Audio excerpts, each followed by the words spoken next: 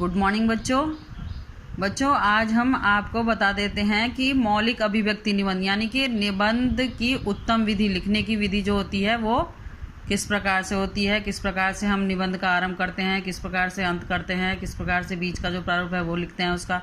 तो पढ़ लेते हैं। देख लीजिए, यहाँ पर लिखा है उत्तम निबंध लिखने हेतु आवश्यक निर्देश। किसी विषय को संक्षिप्त परंतु पूर्ण रूप में क्रमबद्धता के साथ सरस शैली में प्रस्तुत करना निबंध कहलाता है। विद्वानों ने गद्य को कवियों की कसौटी कहा है। गद्य कवीनाम निकिंसम वदंती, अर्थात गद्य लिखना कविता रचने से कहीं अधिक कठिन है। आचार्य रामचंद्र शुक्ल का कहना है, गद्य यदि कवियों की कसौटी है तो निबंध गद्य की कसौटी है। सफल गद्यकार के लिए ही श्रेष्ठ निबंध लिखना बहुत कठिन कार्य है। इस कठिनता का कारण क्या है? बात यह है कि निबंध में कथ्य और भाव तथा कथन शैली के समन्वित रूप का चरमोत्कर्ष देखने को मिलता है। यह वस्तुतः गागर में सागर भरने वाली बात है। श्रेष्ठ निबंध लिखने के लिए निम्नलिखित बातों को ध्यान में रखना आवश्यक होता है। देख लीजिए क्या बातें हैं। निबंध के विषय में संबद्ध जितने भी विचार मस्तिष्क में उठे या अध्ययन के फलस्वरूप प्राप्त हों, उन सब को संकेत रूप में लिखकर क्रमबद्ध कर लेना चाहिए। फिर एक एक विचार बिंदु के लिए एक एक अनुच्छेद का प्रयोग करना चाहिए। एक ही अनुच्छेद में कई कई विचारों को ठूंसकर उलझाना उचित नहीं होता, यानी कि बेकार में विचारों को भर देना निबंध के अंतर्गत वो अच्छा नहीं होता है।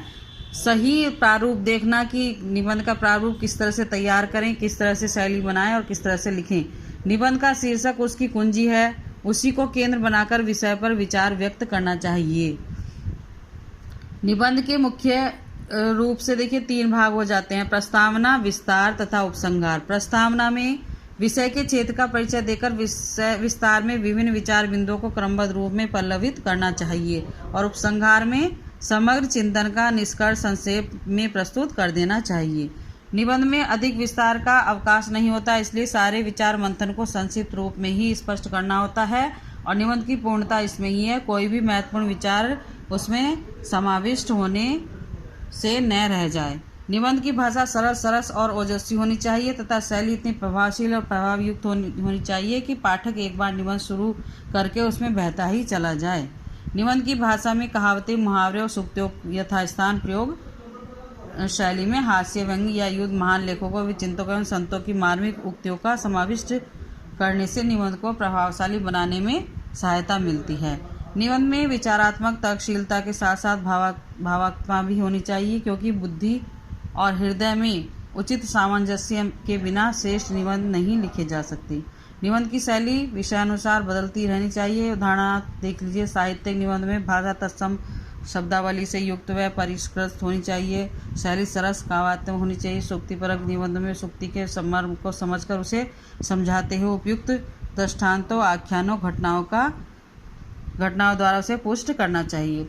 तो आपने इसमें देख लिया है कि सबसे पहले जो निबंध में हम प्रस्तावना लिखते हैं, विस्तार उसका बीच में बना देते हैं उसके अनुसार, उपसंहार लास्ट में। तो शुरू में स्टार्टिंग में प्रस्तावना लिखते हैं और लास्ट में उपसंहार लिखते हैं।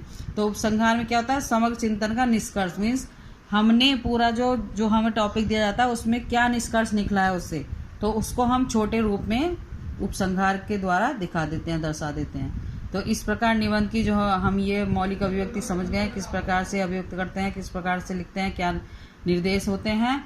तो अब आपको जो है ग्रुप में कम से कम दो जो है हम निबंध लिख के मतलब दिखा देंगे, आपको भेज देंगे, सेंड कर दी जाएंगे, वो आपको व्याकरण की नोटबुक में कर लेने हैं। धन्यवाद।